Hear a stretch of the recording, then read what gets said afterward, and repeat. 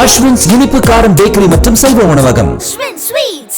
சென்னை, பெங்களூரு, ஹைதராபாத் இடையே அதிவேக ரயில் சேவை தொடங்கப்படும் என மத்திய பட்ஜெட்டில் நிதியமைச்சர் நிர்மலா சீதாராமன் அறிவித்துள்ளார். தமிழ்நாட்டின் ஆதிச்சநல்லூரில் கலாச்சார மையம் அமைக்கப்படும் என்றும், தமிழ்நாட்டில் உள்ள பொதிகை மலை உள்ளிட்ட மலையேற்ற தலங்கள் மேம்படுத்தப்படும் என்றும், பழவேற்காடு ஏரியில் பறவைகள் கண்காணிப்பு மையம் அமைக்கப்படும் என்றும் நிதியமைச்சர் நிர்மலா சீதாராமன் அறிவித்துள்ளார். தமிழ்நாடு, கேரளா மற்றும் ஒடிசாவில் அரிய வகை கனிமங்களை ஆய்வு செய்யும் மையங்கள் அமைக்கப்படுவதாக அறிவிக்கப்பட்டுள்ளது. பிரத்யேக அரிய மண் வழித்தடங்களை நிறுவுவதற்கு தமிழ்நாடு உட்பட கனிம வளம் மிக்க மாநிலங்களை ஆதரிக்க மத்திய அரசு முன்மொழிவதாகவும் பட்ஜெட்டில் தெரிவிக்கப்பட்டுள்ளது. சென்னை, பெங்களூரு, ஹைதராபாத் இடையே அதிவேக ரயில் சேவை தொடங்கப்படும் என மத்திய பட்ஜெட்டில் நிதியமைச்சர் நிர்மலா சீதாராமன் அறிவித்துள்ளார்.